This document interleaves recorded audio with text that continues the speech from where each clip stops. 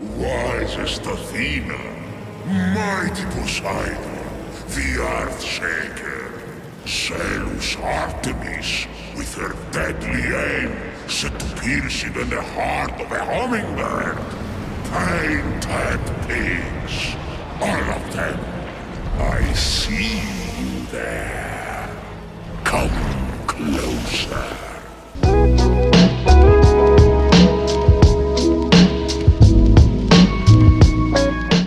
Immortals Fenyx Rising is an open-world action-adventure game set during the Age of Mythology in ancient Greece. The evil Typhon has taken over the island of the gods, locking away their powers and transforming them. It is up to Fenyx, a lowly shield-bearer, who washes up on the island's shores after a wild storm, the only survivor after finding their crew have been turned to stone, to save the day. Now this all sounds very cliché and by the book, which you could be forgiven for thinking seeing as this is a Ubisoft open world game. However, there is much more to it than what you may have grown accustomed to. It is easy to see the strong inspirations from Breath of the Wild and the Assassin's Creed series, but Fenyx Rising has managed to carve out its own identity, taking the best from both and becoming something unique in itself. The story is fun, with a lot of joking dialogue that while I found it to be funny more often than not, it may not be for you, because there is a lot. Fenyx's story is narrated throughout by Prometheus to Zeus, with witty banter between the two, and almost every event, big or small, will be accompanied with cheesy one-liners and sometimes childish humour. Mystery. Well, then, how do I get my stolen bracers back? Another mystery. Yes, that's why I came to you. The Oracle. Oh, yes. Well, circling that, I'm just the priest. The Oracle here turned to stone. But the smoke here is something else. Do you think sand is called sand because it's between the sea and the land? The open world is huge, and you really get a great sense of scale while exploring throughout, and its environments are rich and beautiful, very colourful, and each region being unique to itself not only in its appearance, but also in what it delivers to the player. For example, the Forge Lands are very puzzle heavy, whereas somewhere like War's Den is more focused on combat. No area is locked to you from the start either. Once completing the prologue, you're free to explore the world at your own pace, and like every other Ubisoft game, there is a lot of exploring to be done, with points of interest and treasure lying in wait all over the map. This brings me to one of the things I like the most with Fenyx Rising, as the map isn't overwhelmingly littered with POIs because you have to scout them first. Find the area's highest peak and use the first person mode to scan the horizon and reveal treasures and activities. I found this approach to feel more rewarding and less like I was having my hand held. It also alleviated any feeling of being overwhelmed with so much to do, as the map only showed what I had discovered. This really encourages you to further explore the world, which doesn't feel like a chore because each zone is full of interesting things to see and do, and even learn a thing or two about Greek mythology. It's a constant feeling of adventure and discovery. Was bathed in Athena's wisdom, filled with temples dedicated to her skill and judgment. Sites of ancient mystery and dangers untold. Nice.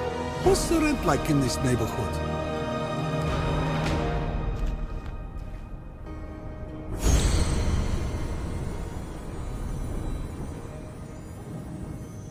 Finding and completing the optional tasks and activities will reward you with new armor or equipment and items to upgrade them all. These activities range from getting from one point to another before a timer runs out, to archery, picture and platforming puzzles, the highlight of these being the Vaults of Tartarus, which are similar to the Breath of the Wild's shrines. They're unique challenge zones that often require an elaborate mixture of physics-based problem solving, tricky platforming or combat. Each challenge area also has one or two hidden chests if you're willing to test yourself even further. I completed every challenge area during my playthrough, and I was very surprised by the fact that not once did it feel repetitive, and consistently challenged me by upping the difficulty as you progress throughout the world. The puzzles were a real highlight and one of my favourite parts of the game. Equally great is the combat, though while during the early stages of the game it can feel a bit repetitive, as you progress further and unlock new skills and abilities, you open up bigger combos, counter attacks and flashy special attacks that make for really satisfying and fun combat. The game has a satisfying power creep to give you a good sense of progression as a hero, while still keeping the monsters you face off against challenging, though if you do decide to clear every area before moving on to the next, you may find yourself a little overpowered at times, especially if you get a grasp of the dodge and parry mechanics.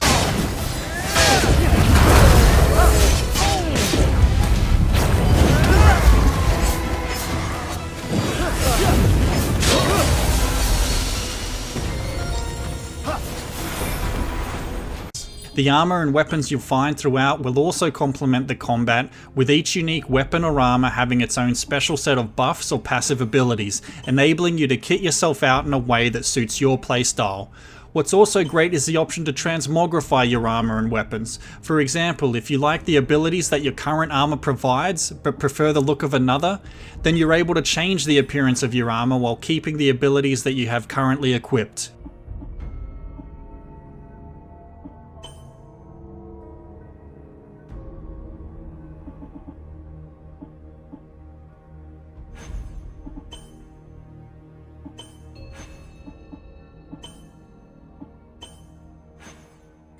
Playing on the PlayStation 5 version of the game, I was able to test the performance and quality modes, with performance seemingly maintaining a solid 60 FPS throughout and still looking pretty, and quality capping out at 4K 30 FPS with a sharper image, more particle effects and slightly better draw distance. In my opinion, it's not worth sacrificing the 60 FPS performance mode as it feels so smooth, and there really is not much noticeable difference in the effects or draw distance between the two. Another thing to note also is the PS5's 3D audio and haptic feedback are put to use.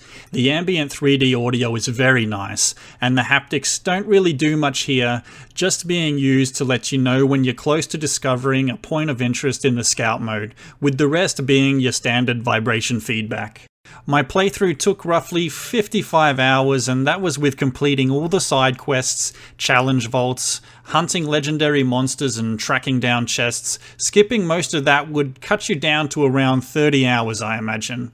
I rarely used the fast travel until I was just hunting chests, as the world is fun to traverse, but it's a convenient option with load times only around 8 seconds to jump across the map, and it's just under 10 seconds to load into the game from the main menu also. I didn't encounter any game crashes, and the only bug experience I had was one time the bloom dialed up to 100 and things glowed like crazy until I reloaded the game. There are also cosmetic microtransactions in the game, however I found these to be unobtrusive, and they're purchasable with in-game currency if you're willing to grind the daily challenges anyway. Overall, Fenyx Rising is a great debut, with an enjoyable, charming adventure story set in a beautiful open world that is a delight to explore. It has an excellent, though somewhat limited combat system, together with satisfying platforming and really fantastic puzzle design, which is an absolute highlight. If you're a fan of open worlds but looking for something that doesn't take itself too seriously, Fenyx Rising offers a stylish, fun playthrough awash with great mythology and fantasy. Just when he thought he couldn't regale anymore, I'd get him to give me one more. Okay. And one more. We get it! Thank you for watching. If you liked the review and enjoyed the content, please consider giving a like and subscribe as it will support the production of more. Please leave any feedback in the comments below. Cheers.